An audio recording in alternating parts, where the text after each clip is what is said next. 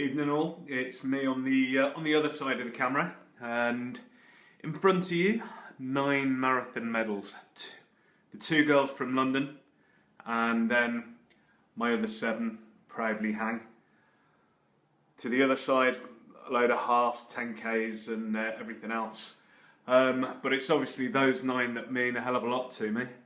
And come Sunday, it will be number 10. When I attempt to run Kingston Marathon, and to that. Now you can see my ugly mug. Who'd have thought it? The boy that back in 2013 was 19 stone is going to be running his 10th marathon on Sunday, and it's something that I'm really proud of. But as I've always said before, it's never been about me. It's been about something much bigger than that. And this week it's really kind of like come into its own as to why. This week, as you know, I've really gone through probably my biggest meltdown with my mental health in 10 years since my 3rd and final suicide attempt. Believe me, I'm not going to be doing that again. And I know I've worried some of you this week, and there were times when I felt very alone, very scared, despite the fact that I was speaking to all of you. Mixed state bipolar episode is a pretty horrible thing to happen to anyone. Imagine you can deal with depressive episodes. You know, as low as we get, we can always find a way to somehow deal with the pain and the emptiness that comes with it, as debilitating as it is. But when you deal with a manic episode as well, when you're up in what one might call a euphoric state, and you find it very difficult to control your behaviour, when you're switching between a manic state and a depressive state, literally within seconds, it's something that's so very, very difficult to manage, and you just get to a point where you're on this roller coaster, and you actually get to a point where you just can't actually stay on the roller coaster. You're strapped in, you're hanging on for your life, and then you just get to a point where you just actually can't do it anymore. And that was a roller coaster I lived on for years, from the age of 16 when symptoms first started showing themselves, to about the age of, well, I was 31 when I took that 3rd final overdose. And I don't know how I'm alive, actually. And, you know, as I've always said, I've got a deep faith, and God spared me for whatever reason. And that's the reason that I'm alive today. And fortunately, I've been very lucky that I've been able to manage my mental health for a very long period of time. But obviously, you know, I've got an illness. Bipolar is an illness. If we had the secret to managing it, none of us would have to live through the danger that it brings with it. The suicide rate for bipolar is much higher than any other mental illness of which I'm aware. And certainly there were times during this last week where I have had suicidal thoughts, but I'm strong enough to know that I'll never go to that point again. I've got the coping mechanisms in place, and one of those is always to post onto you guys in social media to let you know when I'm in a really dark place. And I know it can be really uncomfortable at times, and you know, I am sorry if I do worry people on occasions, and you know, that's never what I intend to do. My intention is never to worry, but I sat in silence and nearly died because of it, and I can never do that again. And I'm very lucky that you, as my friends, really understand that, and I'm very blessed to have all of you in my life and all of you around me.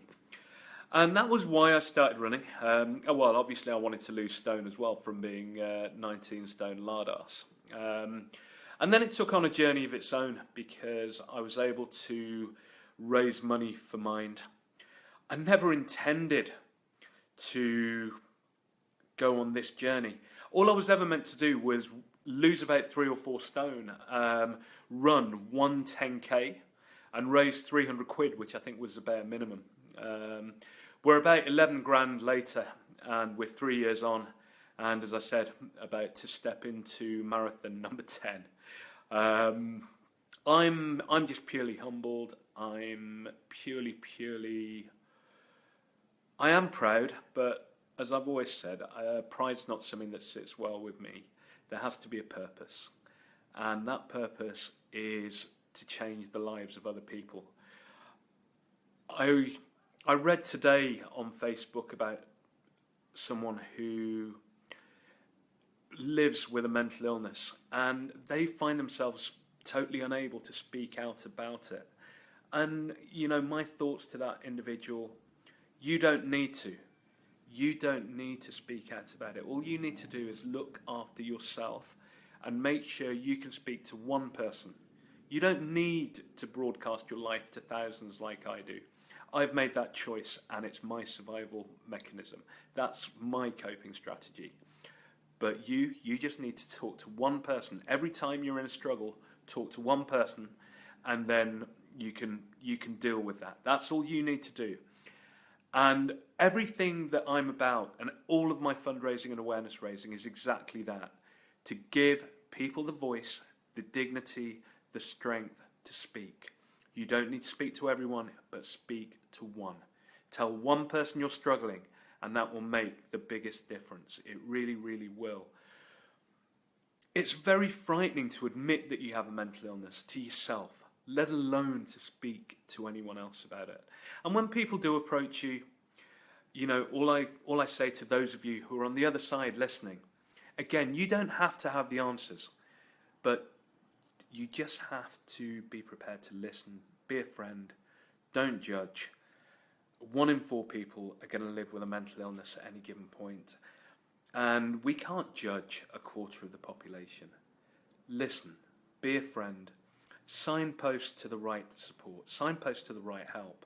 And there are charities out there who are saving lives, and one of those is, of course, Mind, and that's why I'm so totally committed to what I'm continuing to do for them. Sunday will be number 4 from 10 marathons plus 1 ultra for this current fundraising campaign. As I said, can't believe it's going to be my 10th marathon. Thank you so much to everyone for everything you have done in my life. Not just this week in supporting me through my demons, but all day, every day. You give me the strength, you give me the encouragement to be everything that I want to be the best person that I can be. And I could do none of this without the support of my friends. So Sunday, it's another day. Can't wait. Looking forward to it. My fundraising page, it's on my profile somewhere. It's uk.virginmoneygiving.com/row-runs. Look, if you can donate, that'd be absolutely great, but it's not necessary. But do me one favour. Promise to talk about mental health. Promise to start conversations. Promise to make a difference in somebody's life, because you're all capable of doing that. Love you all. I'm so proud to call you all my friends. Look forward to catching up soon. Ciao.